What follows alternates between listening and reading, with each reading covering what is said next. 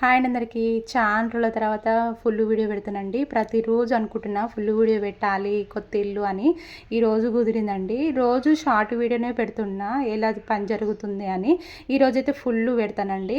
First అయితే నేను ఇంటికాడ అయితే తినేసి వచ్చిన. ఏమేమి తిన్నానంటే చపాతి చికెన్ ఫ్రై చేసుకొని తినొచ్చినామండి. చికెన్ ఫ్రై ఎలా చేసినంటే అప్పటికప్పుడు మసాలాలు దంచినండి. ధనియాల పొడి, గరం మసాలాలు, అల్లం వెల్లిపాయ దంచి వేసి ఫ్రై చేసిన. అసలు 2 నెలలు అవుతుంది చికెన్ తినాక. ఎందుకంటే తింటే ఆరోగ్యాలు బాగుంటలేవు అంటారు కదా, అందుకని మేము ఇన్ని రోజుల నుంచి బంద్ చేసినాము. ఈ రోజే తెచ్చుకున్నాము.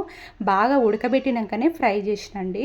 ఎందుకంటే బాగా ఉడకబెడితేనే మంచిగా ఉంటుంది అని డాక్టర్లు కూడా చెప్పారు కదా, అందుకని ఫస్ట్ ఉడకబెట్టినాక బయట ఒక గిన్నెలో ఉడకబెట్టినాక మళ్ళీ కడాయిలో ఫ్రై చేసిన.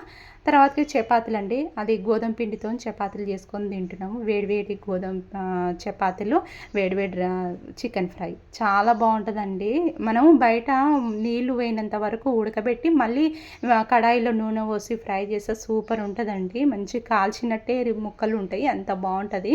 అందుకని మేము ముక్కతోనే చపాతీ తింటున్నాము. మా పిల్లలు కూడా చాలా ఇష్టం అండి ఇలా ఫ్రై చేస్తే.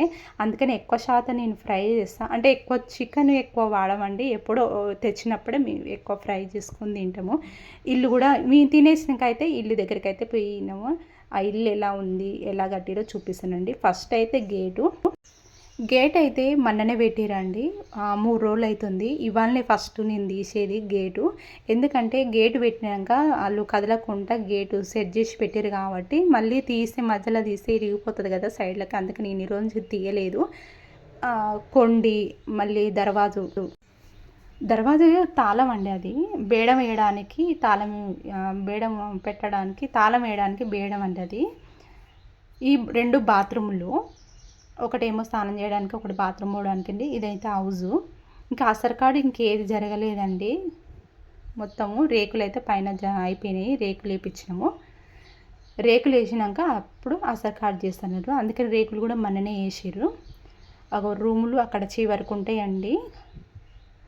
ఇంకా చుట్టూ పారుగోడ అండి ఇది. అక్కడక్కడ అసర్కాడు జరిగింది. ఇవైతే రూములండి. ఎంట్రీ ఇది. ఈశాన్య మూలంలో దర్వాజా వచ్చింది. లోపలైతే అసర్కాడు జరిగిందండి. ఇంకా సెలుపులు, వంట బండ ఇంకేది కాలేదు. పైన రేకులు అయితే అయిపోయింది. ఈరోజు పనులు వచ్చి వంట బండలు, ఈ సెల్పులు ఇవన్నీ కట్టేస్తా అన్నారు. ఇంకా రాలేదు వాళ్ళు. 9ంటికి అట్లా వస్తారు. కింద అయితే నేల మట్టం మీద మరి సిమెంటు వేపిద్దామని ఇంకేది అనుకోలేదండి. ఫస్ట్ రూములు అయినాక, రూముల బండలు అయినాక అప్పుడు నేను నిర్ణయిస్తాము. ఇది పక్కన సందు అండి. చిన్న సందు పెట్టుకున్నాం, ఏదైనా సామాన్ పెట్టుకోవడానికైనా, బట్టలు ఆరేయడానికైనా చిన్న సందు పెట్టుకున్నాం అక్కడ. ఇదేమో మొత్తం ఖాళీ ప్లేస్ అండి. ఇంకో ఇక్కడ కిచెన్ కాడ మేము ఒక చిన్న కిటికీ పెట్టుకున్నాము. ఒకటే దర్వాజా అండి 2 రూమ్లకి. చూడండి, ఇది ఫస్ట్ పారుగోడ ఇది. ఇక్కడ మేము అంటే ఈశాన్యములకి ఎదురుగా లాస్ట్కి ఇక్కడ మేము ఒక చిన్న పొయ్యి పెట్టుకోవాలనుకుంటున్నాం అండి. నీళ్ళు కాబెట్టడానికైనా, గ్యాస్ ఎప్పుడైనా అయిపోతే మళ్ళీ దాని మీద వంట చేయడానికైనా పెట్టుకోవాలని అట్లా నిర్ణయించుకున్నాము. ఇదైతే మంచినీళ్ళ హౌజ్ అండి. అసర్కాడ అయితే అయిపోయింది హౌజు. ఇది చుట్టూ పారుగొడాగో ఈశాన్యములు అక్కడక్కడ ఇంకా ఏది పనులు అయిపోలేదండి. చిన్న చిన్న పనులే ఇంకా చాలా ఉంటాయి కదండి. నల్లాలు పెట్టుడు, సెల్పులు కట్టుడు, వంట బండ కట్టుడు, ఇంకా చాలా పని ఉంటుందండి. ఇదైతే కింద మరి బండలు వేపియాలా, మరి సిమెంట్తోనే నున్నగా చేస్తారా అని ఇంకా ఏది నిర్ణయించుకోలేదండి.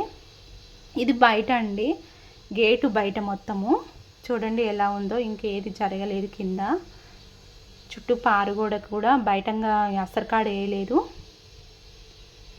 ఇల్లులు కూడా కొంచెం దూరమే ఉంటాయండి. కొంచెం లోపలికే ఉంటుంది మాది. అక్కడ ఇల్లులు ఉన్నాయండి.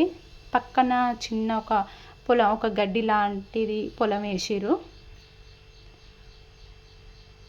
చాలా సింపుల్గా ఇలా మాకు నచ్చినట్టు మేము కట్టుకున్నామండి. నచ్చితే మీరు లైక్ చేయండి, ఒక సబ్స్క్రైబ్ చేయండి.